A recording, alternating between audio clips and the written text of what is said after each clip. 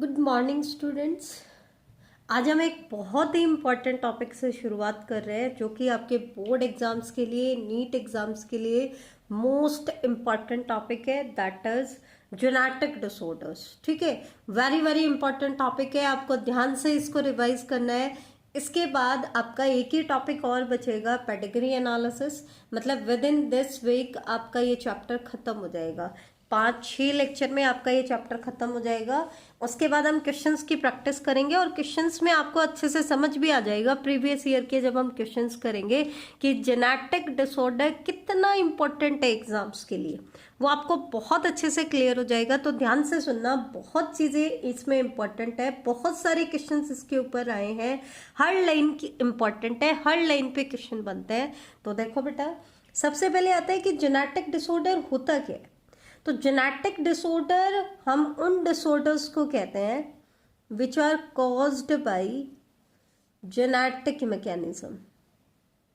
जो किसकी वजह से कॉज होता है? जेनेटिक मैकेनिज्म्स की वजह से कॉज होता है। ठीक है, अब जेनेटिक डिसऑर्डर को हम दो कैटेगरी में डिवाइड करते हैं। एक तरफ आते हैं मेंडेलियन डिसऑर्डर और दूसरी तरफ आते हैं क्रोमोसोमल डिसऑर्डर। ठीक है, तो ये क्या होते हैं, ये चीज ध्यान देना।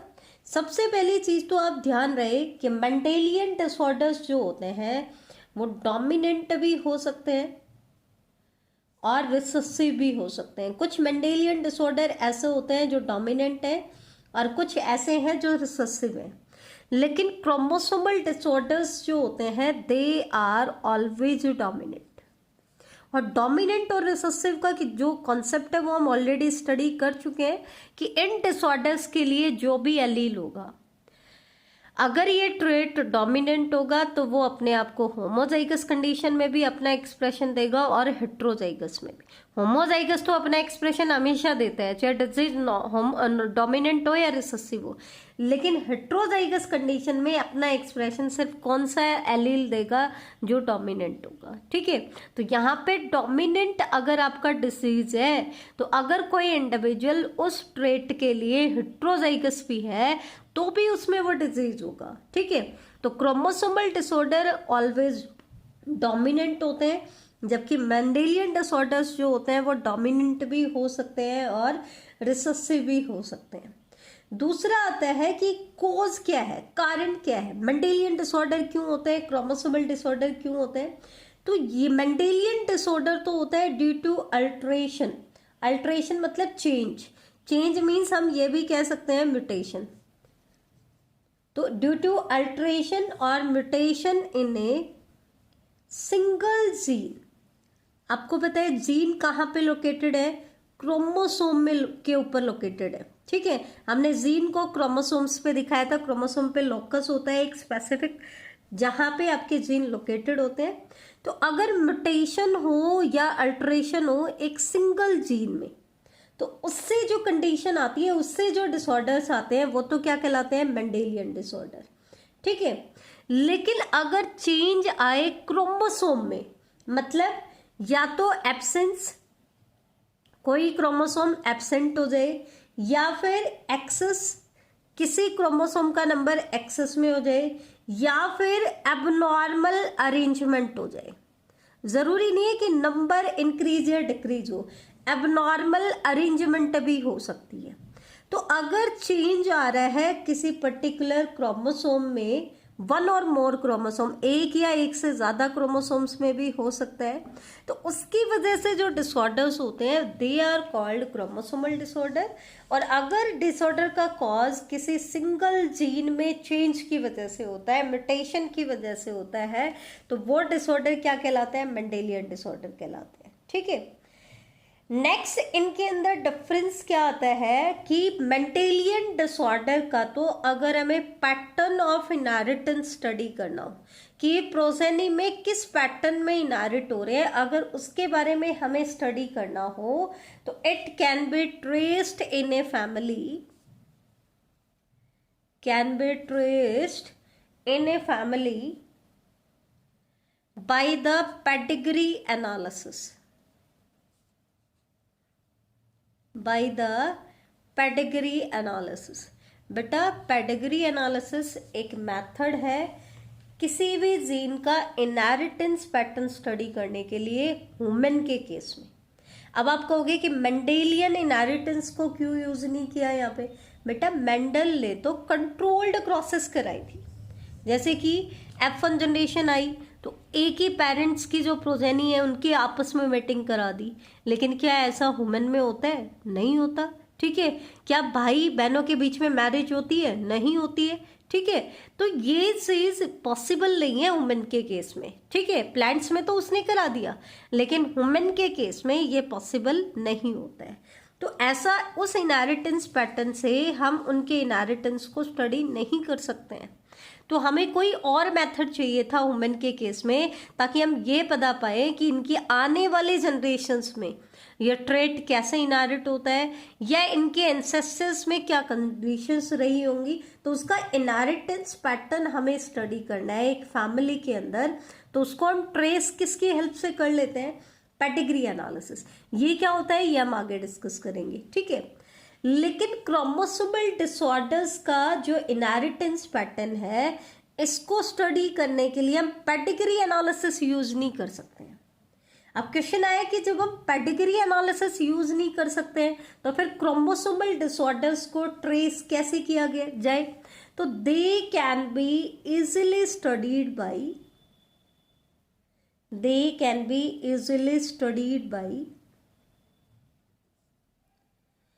Karyotype analysis. कैरियो वर्ड किसके लिए होता है? न्यूक्लियस के लिए। यहां पर हम कैरियोटाइप एनालिसिस में क्या बताएंगे? क्रोमोसोम का नंबर और क्रोमोसोम की अरेंजमेंट। ठीक है, तो यहाँ पे हम इनको स्टडी करते हैं उनके कैरियोटाइप को देख करके, कैरियोटाइप को एनालाइज करके। तो बेटा ध्यान रखना ये चीजें आपको जरूर स्टडी करनी है। जब भी हम मेंडेलियन डिसऑर्डर पढ़ेंगे तो वहां पर हम ये बताएंगे कि ये ट्रेट पेरेंट से प्रोजेनी में कैसे ट्रांसफर होता है। अगर प्रोजेनी में ये वाली कंडीशन है तो उसके पेरेंट कैसे रहे होंगे? तो क्योंकि हम फैमिली ट्री में उसके इनहेरिटेंस पैटर्न को स्टडी कर सकते हैं किसकी हेल्प से? पेडिग्री चार्ट की वजह से, जिसको हम कहते हैं पेडिग्री एनालिसिस। क्या कहते हैं? पेडिग्री। जबकि क्रोमोसोमल डिसऑर्डर्स के इनहेरिटेंस को स्टडी करने के लिए हम पेडिग्री एनालिसिस यूज नहीं कर सकते हैं। उसके लिए हमें उसके कैरियोटाइप को एनालाइज करना पड़ेगा। दैट मीन्स डिफरेंट मेथड हमें यूज करना पड़ेगा, टेक्नोलॉजी हमें यूज करनी पड़ेगी। नेक्स्ट पॉइंट आता है इनके एग्जांपल्स को लेकर के कि हम कौन कौन से एग्जांपल्स पढ़ेंगे। तो मैं आपको बता दूं, मेंडेलियन डिसऑर्डर्स में एग्जांपल्स हैं sickle cell anaemia,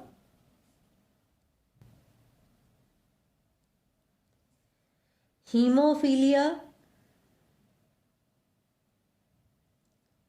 colour blindness,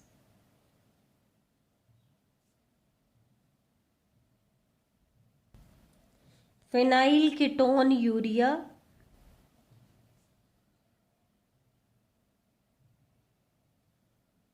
thalassaemia, cystic fibrosis,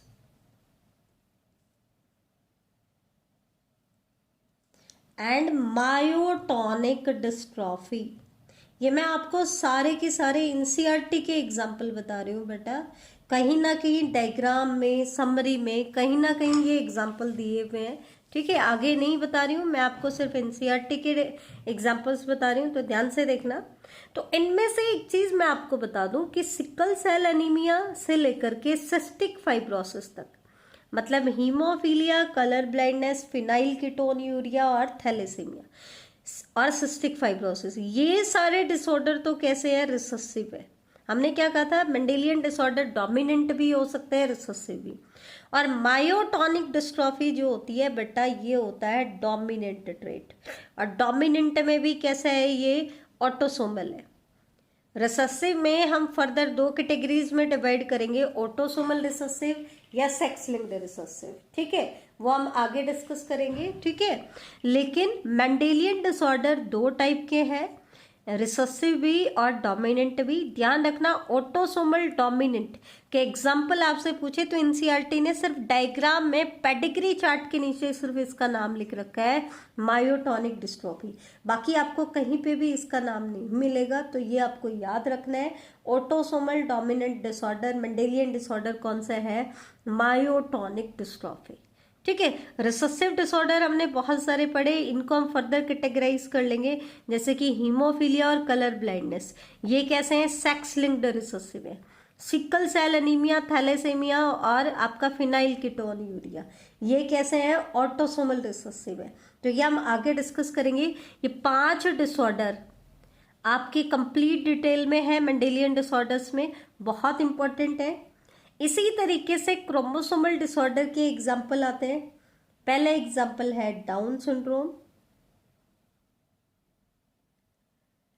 दूसरा एग्जाम्पल है टर्नर सिंड्रोम, और तीसरा एग्जाम्पल हम पढ़ेंगे बेटा क्लीनीफेल्टर सिंड्रोम।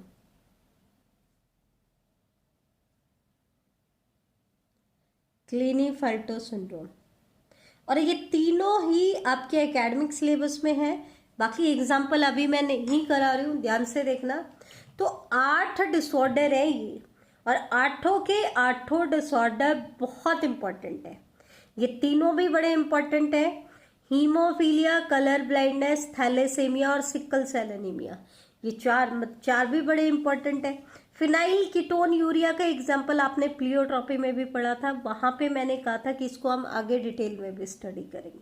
तो ये 8 डिसऑर्डर है, ये 8 के 8 डिसऑर्डर आपको बिल्कुल टिप्स पे याद होने चाहिए। तो सबसे पहले हम लेके चल रहे हैं क्रोमोसोमल डिसऑर्डर, छोटा टॉपिक है, पहले इसको कर लेते हैं, उसके बाद हम स्टडी करेंगे नेक्स्ट लेक्चर में मेंडेलियन डिसऑर्डर को। ठीक है। तो सबसे पहले हमने उठाया डाउन सिंड्रोम। बेटा किसी भी क्रोमोसोमल डिसऑर्डर में आपसे 4 क्वेश्चन पूछे जाते हैं, तीनों डिजीज में आपसे 4 क्वेश्चन पूछेंगे कि उस डिजीज का कॉज क्या है, उसका कैरियोटाइप। कैरियोटाइप क्यों पूछ रहे हैं? क्योंकि हमने कहा था क्रोमोसोमल डिसऑर्डर को स्टडी करना हो तो हमें क्या करना पड़ेगा? कैरियोटाइप एनालिसिस करना पड़ेगा, तो उसका कैरियोटाइप हमें पता होना चाहिए। सेक्स अफेक्टेड, कौन सा सेक्स अफेक्टेड होता है, मेल या फीमेल या दोनों? ठीक है। सिम्टम्स क्या है? ये 4 इंपॉर्टेंट क्वेश्चंस है। तो सबसे पहले हम आते हैं डाउन सिंड्रोम में। सबसे पहला क्वेश्चन हम करते हैं कि इसका कॉज क्या है, कारण क्या है। ठीक है। तो इसका कारण क्या है? Presence of an additional copy of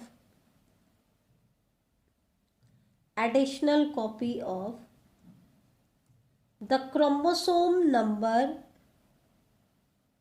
21, या इसी को हम कहते हैं एडिशनल कॉपी, क्योंकि 21 में वुमेन की बात कर रहे हैं बेटा, ये वुमेन के डिसऑर्डर है, तो वुमेन में 23 पेयर ऑफ क्रोमोसोम है, तो 21st पेयर की हम बात कर रहे हैं। जहाँ नॉर्मली इसमें 2 क्रोमोसोम होने चाहिए थे, वहां पर 1 क्रोमोसोम की कॉपी एक्स्ट्रा आ गई, तो 2 की बजाय कितने क्रोमोसोम हो गए? 3 हो गए। तो इसलिए इसको हम कहते हैं कि 21st जो पेयर है ना, वो क्या शो करता है? ट्राइजोमी शो करता है। 21st पेयर क्या शो करता है? ट्राइजोमी शो करता है। एनसीईआरटी में डायग्राम में मैं आपको दिखा भी देती हूँ बेटा, ध्यान से देखना। यहाँ पे रिप्रेजेंट किए गए हैं वुमेन के 23 pair, 1st, 2nd, 3rd, 4th, 5th, 6th, 7th, 8th, 9th, 10th, 11th, 12th, 13th, 14th, 15th, 16th, 17th, 18th, ठीक है, 19th, 20, 21, 22, और ये सेक्स क्रोमोसोम 23rd पेयर अलग से दिखा है। तो ये देखो 21st पेयर में जहाँ 2 क्रोमोसोम्स हैं, बाकी सब जगह यहाँ पर 2 की बजाय कितने क्रोमोसोम दिखाए हैं? 3 क्रोमोसोम दिखाए। तो ये हो गया बेटा 21st क्रोमोसोम की ट्राइजोमी। ठीक है। तो ये है कॉज किसका? डाउन सिंड्रोम का। अब एक चीज ध्यान से देखो, एक बार एग्जाम में क्या क्वेश्चन आ गया और बच्चे कंफ्यूज हो गए। क्वेश्चन क्या था कि डाउन सिंड्रोम 21st क्रोमोसोम की ट्राइजोमी की वजह से होता है, इसका कॉज क्या है? तो बच्चे तो कंफ्यूज हो गए कि डाउन सिंड्रोम का तो कोज ही यही था कि 21st ट्राइसोमी। अब ये तो इसने बता ही दिया, तो फिर हम आंसर क्या लिखें? तो मैं आपको बता दूं बेटा, रिमाइंड करा दूं, हमने दो टाइप की म्यूटेशंस पढ़ी थी, एन्यूप्लॉइडी एंड पॉलीप्लॉइडी। पॉलीप्लॉइडी में होल सेट ऑफ क्रोमोसोम का इंक्रीज हो रहा था, जबकि एन्यूप्लॉइडी में एक पर्टिकुलर क्रोमोसोम का नंबर या तो इंक्रीज हो रहा था या डिक्रीज हो रहा था। तो यहाँ पर देखो, एक पर्टिकुलर क्रोमोसोम का नंबर इंक्रीज हो रहा है, इसका मतलब डाउन सिंड्रोम किस वजह से हो रहा है? एन्यूप्लॉइडी की वजह से हो रहा है। और एन्यूप्लॉइडी में भी क्या बेटा, एक पर्टिकुलर क्रोमोसोम का नंबर इंक्रीज हो गया, दैट मीन्स हाइपरप्लॉइडी। हमने डिस्कस कर चुके हैं हम इसको। और हाइपरप्लॉइडी में भी कैसा बेटा? ट्राइसोमी, टेट्रासोमी नहीं, ट्राइसोमी। आई बात समझ में? और वहां पर हमने बताया था, लेकिन अब इसका कॉज क्या पूछा? ये पूछा ये 21st ट्राइसोमी क्यों आती है? तो आप क्या कहोगे, ये 21st ट्राइसोमी क्यों आती है? एन्यूप्लॉइडी की वजह से आती है।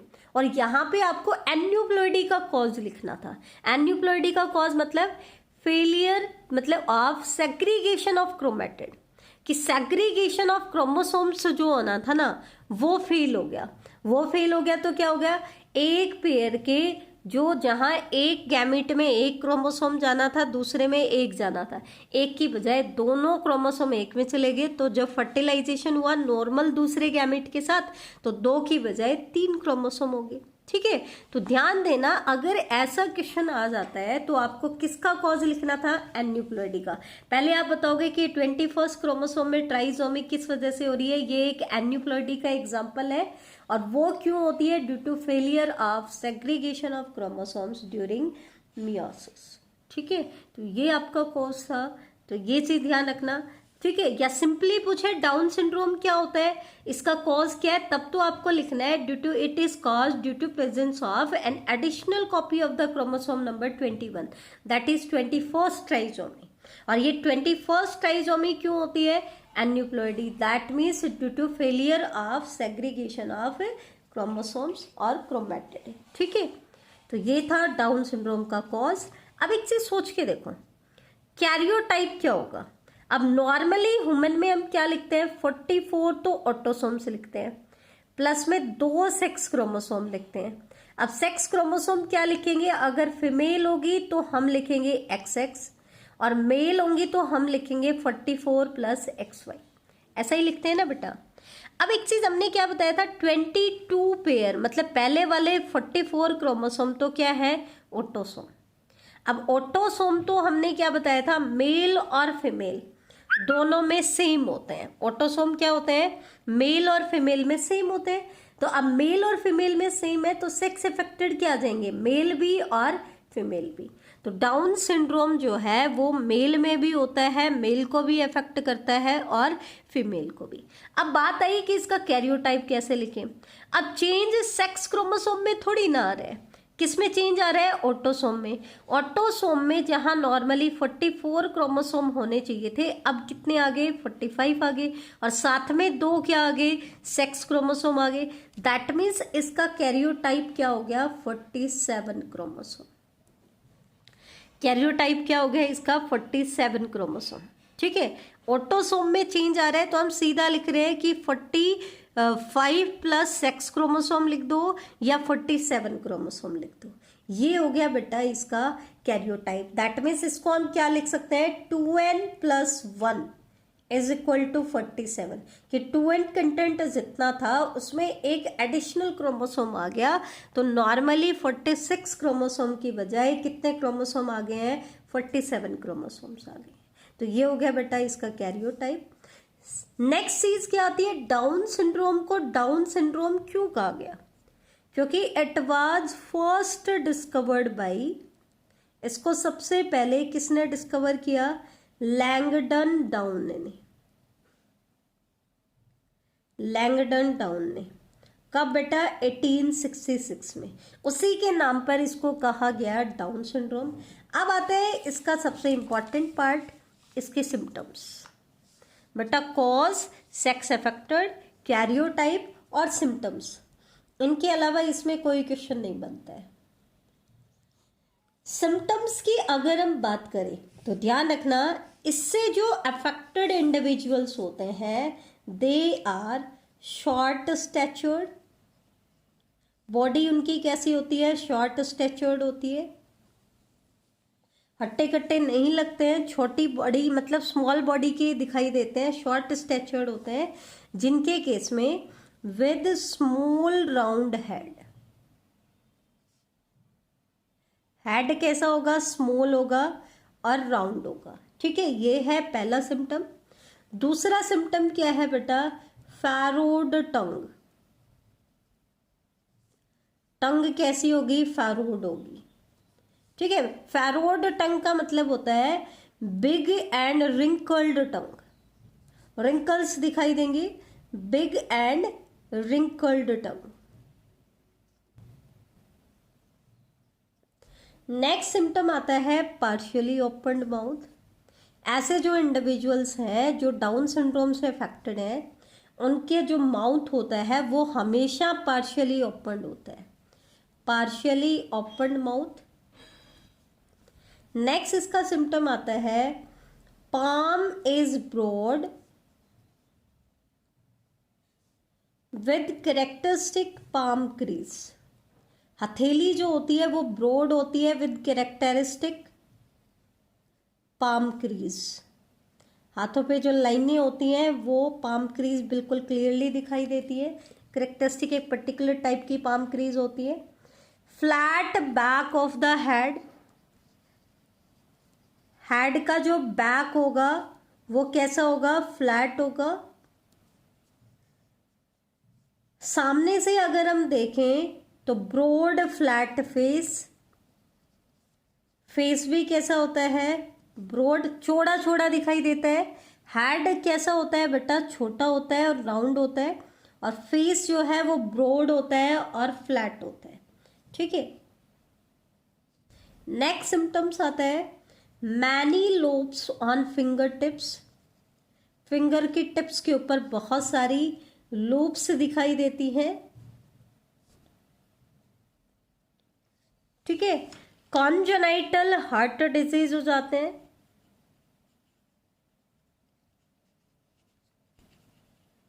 कॉन्जेनाइटल हार्ट डिजीज का अटैक भी हो जाता है। और सबसे इंपॉर्टेंट इसका सिम्टम आता है फिजिकल, साइकोमोटर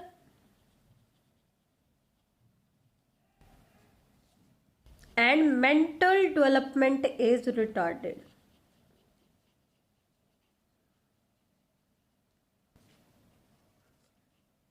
फिजिकल डेवलपमेंट भी रिटार्ड हो जाती है, रिड्यूस हो जाती है, साइकोमोटर भी, मेंटल भी। तो आप सोच सकते हो कि ये इंडिविजुअल कितने ज़्यादा सफ़र करते होंगे। इम्यूनिटी भी वीक हो जाती है, मेंटली भी वीक हो जाते हैं, फिजिकली भी वीक हो जाता है, साइकोमोटर कोऑर्डिनेशन इतना अच्छा नहीं होता है बॉडी के अंदर, बार बार बीमार पड़ते हैं, हेल्थ इनकी अच्छी नहीं रहती है। तो ये एक बहुत बड़ी प्रॉब्लम हो जाती है। ठीक है, तो डाउन सिंड्रोम एक जेनेटिक डिसऑर्डर है, और जेनेटिक डिसऑर्डर का बेटा कोई भी ट्रीटमेंट हमारे पास अवेलेबल नहीं है।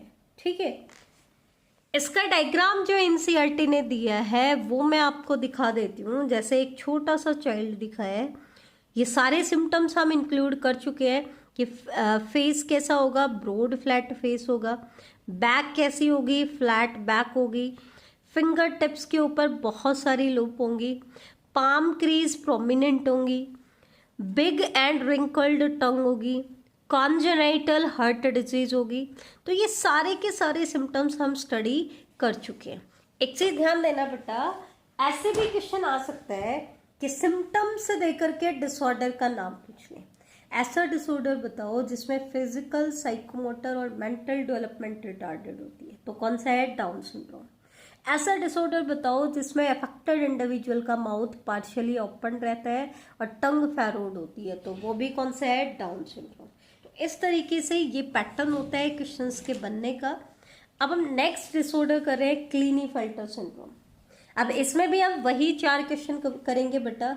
सबसे पहले आता है कॉज, तो ये इसका कॉज क्या है, it is caused due to the presence of an additional copy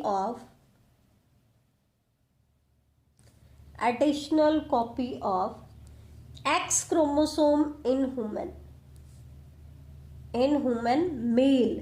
ध्यान देना, इसका कॉज क्या है, इसका मतलब इसमें सेक्स कौन सा अफेक्टेड होगा, मेल अफेक्टेड होगा।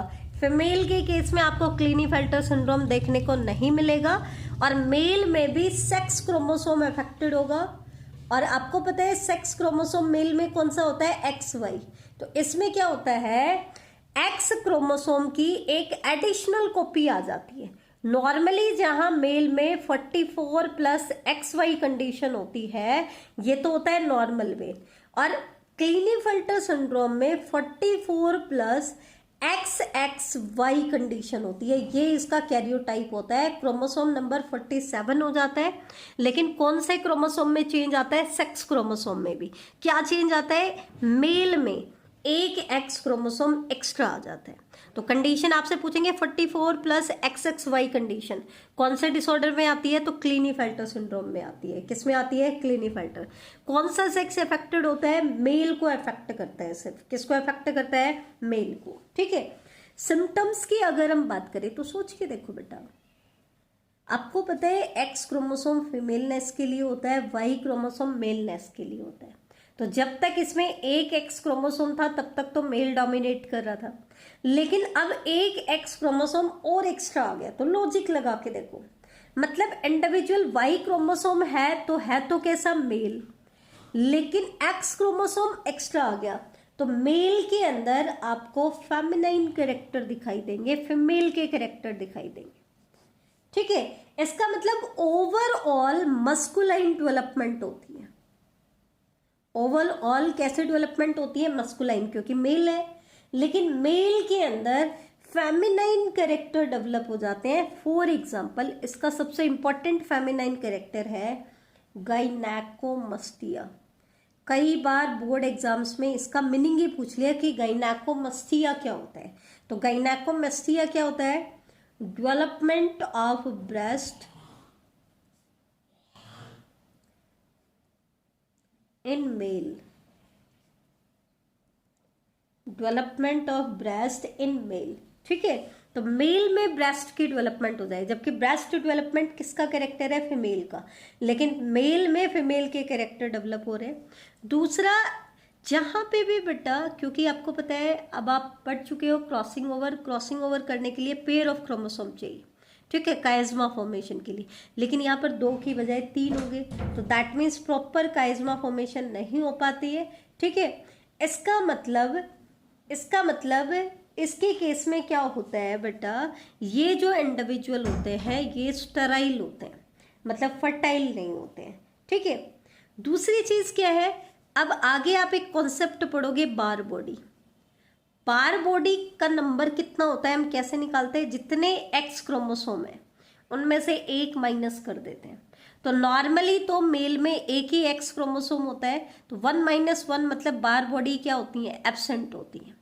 लेकिन अब क्लीनीफेल्टर में 2 एक्स क्रोमोसोम आ गए, तो 2 - 1 कितना आ गया, 1। तो इसका मतलब क्लीनीफेल्टर सिंड्रोम वाले मेल में बार बॉडी क्या होती है, प्रेजेंट होती है। ठीक है, तो ये एक करेक्टर डेवलप हो जाता है। मेनली आप ध्यान रखना, ओवरऑल मस्कुलाइन डेवलपमेंट होती है विद फेमिनाइन कैरेक्टर। दूसरा, जैसे कि गाइनेकोमस्टिया आपको पता होना चाहिए। तीसरा, ऐसे मेल स्टेराइल होते हैं। ये 3 सिम्टम्स इसके मेन है, इनको अच्छे से आपको याद करना है। अब हम आते हैं टर्नर सिंड्रोम। अब बेटा एक से ध्यान देना, अगर डाउन सिंड्रोम की तरह यहाँ पे भी पूछ ले कि क्लीनीफेल्टर सिंड्रोम में एक additional copy of X chromosome आ जाती है ह्यूमन मेल में, तो इसका कोज क्या है, तो आपको ध्यान होना चाहिए यहाँ पर भी पेयर की बजाय 3 क्रोमोसोम आ रहे हैं। दैट मीन्स यहाँ पे भी ट्राइजोमी है, लेकिन यहाँ पे ट्राइजोमी किसमें है, सेक्स क्रोमोसोम में। डाउन सिंड्रोम में ट्राइजोमी थी 21st क्रोमोसोम में या 23rd क्रोमोसोम में ट्राइजोमी है। ध्यान रखना बेटा, ये चीज है, ये भी एन्यूप्लॉइडी का ही एग्जांपल। ठीक है, पॉलीप्लॉइडी तो जर्नली प्लांट्स में देखने को मिलती है, ह्यूमन में या एनिमल्स में मेनली आपको क्या देखने को मिलती है, एन्यूप्लॉइडी। तो एन्यूप्लॉइडी में ट्राइसोमी, दैट मीन्स आपको एन्यूप्लॉइडी का कॉज लिखना पड़ेगा उसके केस में। अब हम आते हैं टर्नर सिंड्रोम। टर्नर सिंड्रोम के केस में क्या होता है बेटा, ये चीज आप ध्यान रखना, इसका कॉज क्या होता है, it is cause due to absence of one of the X chromosome in human female। बेटा ध्यान देना, डाउन सिंड्रोम मेल और फीमेल दोनों में हो रहा था, क्लीनीफेल्टर सिंड्रोम सिर्फ मेल में हो रहा था, और टर्नर सिंड्रोम सिर्फ फीमेल में होगा। जहां नॉर्मली फीमेल में 44 प्लस XX कंडीशन आती है, XX आती है ना, तो टोटल क्रोमोसोम हो जाते हैं 46। लेकिन यहां पे ये क्या कह रहे हैं कि फीमेल में एक X क्रोमोसोम एब्सेंट हो जाता है। अब एक X क्रोमोसोम एब्सेंट हो गया तो एब्सेंट की जगह हम क्या लिखते हैं, O या 0 लिखते हैं। दैट मीन्स कंडीशन क्या होगी, 44 plus XO, that means chromosome number 46 होने की बजाय कितना हो गया है, 45 हो गया है। कितना हो गया बेटा, 45 हो गया। ध्यान देना, 47 के 2 एग्जाम्पल मैंने बताए, डाउन सिंड्रोम और क्लीनीफेल्टर।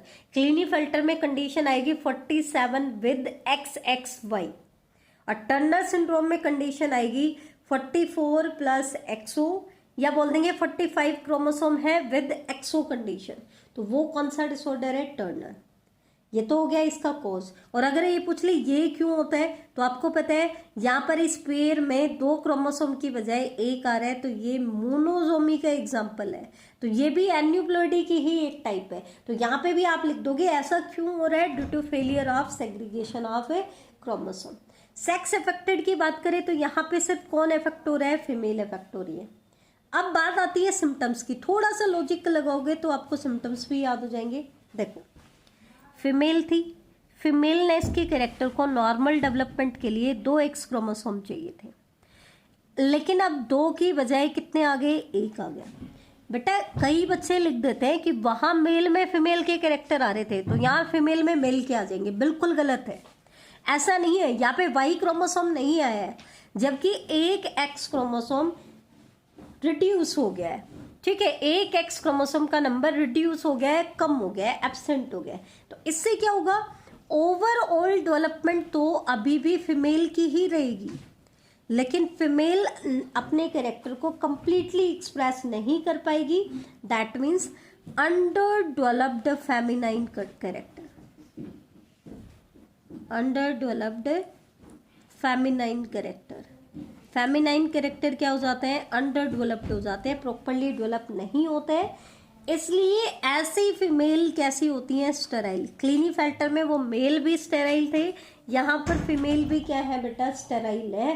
दैट मीन्स वो फर्टाइल नहीं है। साथ में फर्टाइल पार्ट कौन सा होता है, ओवरी होता है। तो ये फर्टाइल क्यों नहीं है, क्योंकि इनके केस में ओवरी जो होती है वो रूडिमेंट्री हो जाती है। ठीक है, और इसके साथ साथ lack of other secondary sexual character, दूसरे सेकेंडरी सेक्सुअल कैरेक्टर भी क्या हो जाएंगे, एब्सेंट हो जाएंगे। ठीक है, तो ये चीज आप ध्यान रखना। अब बार बॉडी की अगर हम बात करें तो नॉर्मली तो फीमेल में बार बॉडी प्रेजेंट होती है क्योंकि 2X क्रोमोसोम है, लेकिन XO कंडीशन होते ही बार बॉडी क्या हो जाएंगी, एब्सेंट हो जाएंगी। तो ये अगला सिम्टम्स आ जाता है। ये तो थे एनसीईआरटी के सिम्टम। अब थोड़ा सा डिटेल में चलें तो टर्नर सिंड्रोम वाले जो इंडिविजुअल्स होते हैं उनमें पफी फिंगर्स आती है। फिंगर्स कैसी हो जाती है, पफी, पफ की तरह सॉफ्ट और फुली भी हो जाती है। थोरेक्स जो होता है वो शील्ड शेप्ड का हो जाता है, शील्ड शेप्ड थोरेक्स। नेक जो है वो वैप्ड हो जाती है, वैप्ड नेक। और बॉडी हेयर्स जो है बेटा वो एब्सेंट हो जाते हैं। तो ये है सिम्टम्स आपके टर्नर सिंड्रोम के।